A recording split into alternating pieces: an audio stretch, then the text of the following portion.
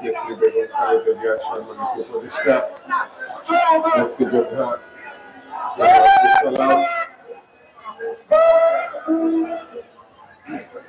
আমাদের আজকের এই অনুষ্ঠানে অন্যতম বক্তা সাবেক ছাত্র নেতা ছাত্র দলের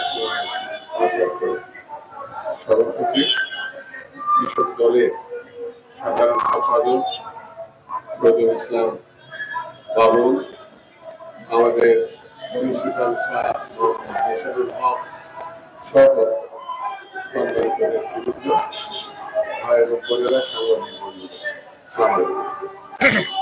বন্ধুরা, বক্তারা করেছেন। আমি বেশি বক্তৃতা করব না। আমি দেশনেত্রী বেগম খালেদা জিয়া, যিনি বাংলাদেশের অহংকার, বাংলাদেশের মর্যাদা, গণতন্ত্রের মা এবং সারা বিশ্বে এখন আলোচিত নেতৃত্ব, আপোষের নেত্রী দেশনেত্রী বেগম খালেদা জিয়ার মুক্তি দাবি করছে। অনতি বিলম্বে তাকে মুক্তি দেবে। মিথ্যা মামলায় তাকে যে তথাকথিত বিচার দেখিয়েছেন, এটা বাংলাদেশ লজ্জিত হওয়ার কথা। আমি মুক্তি চাই যারা জেলে আছেন, ইশরাক সহ সকল রাজনীতি। আমি আমার ভারপ্রাপ্ত চেয়ারপারসন, স্বাধীনতার ঘোষকের জ্যেষ্ঠ পুত্র, বাংলাদেশের 3 বারের প্রধানমন্ত্রীর জ্যেষ্ঠ পুত্র তারেক রহমান, সব থেকে রাজনৈতিক দল, সব থেকে বড় দলের তিনি এখন আলোচিত নেতা। বাংলাদেশের মানুষের যার উপরে নির্ভর করে। আগামী দিনে এই ফ্যাসিবাদ পতন ঘটিয়ে যিনি বাংলাদেশের গণতন্ত্র পুনরুদ্ধার করতে পারবেন, এই কথা যে বাংলাদেশের মানুষ, তৃতীয় বিশ্বের মানুষ, দক্ষিণ পূর্ব এশিয়ার মানুষ বিশ্বাস করে, যাকে মিথ্যা মামলায় তথাকথিত বিচারে সাজা দিয়েছে, সবকিছু প্রত্যাহার করে তাকে দেশে আসবার ব্যবস্থা করবে, এই দাবি জানায়। বন্ধুরা, বাংলাদেশ এখন চরম একটি ক্রান্তিকাল অতিক্রম করছে। যে কোনো সময় সরকারের পতন করতে পারে, যে কোনো সময় ফ্যাসিবাদের পতন করতে পারে। এত বড় নির্যাতনকারী, এত বড় লুণ্ঠনকারী, এত বড় বেহা কোন শক্তি, কোন দল এর আগে রাষ্ট্র ক্ষমতা এইভাবে দখল করে রেখেছিল আজ তার কোন নজির নেই। এই যে পুলিশ ভাইরা চাকরি করেন, তাদেরকে বিতর্কিত করেছে, এমন এক লোককে তারা পুলিশ প্রধান করেছিল, বেনজির, নজিরবিহীন। এই লোকটি বাংলাদেশে এমন কোন জায়গা নাই যেখানে লুটপাট করে না, যার উপরে নিষেধাজ্ঞা আছে, সে তার পরিবার সহ বিদেশে যাওয়ার কথা না, তারপর এই সরকার যেতে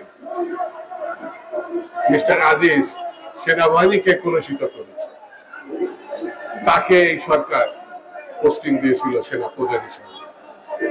বাংলাদেশের 10 থেকে 12টি ব্যাংক একেবারে ধ্বংস করে ফেলা হয়েছে, একেবারে লুটপাট করে শেষ করে দেওয়া হয়েছে। গায়ের জোরে যে সরকার তথাকথিত নির্বাচন দেখিয়ে রাষ্ট্র ক্ষমতা দখল করেছে, সেই সরকার বৈধ সরকার না। সেই সরকারকে অতি অবশ্যই পদত্যাগ করতে হবে এবং কেয়ারটেকারের হাতে ক্ষমতা হস্তান্তর করতে হবে। এছাড়া বাংলাদেশে যে সংকট তৈরি হয়েছে, সেই সংকট থেকে মুক্তির আর কোন পথ নেই।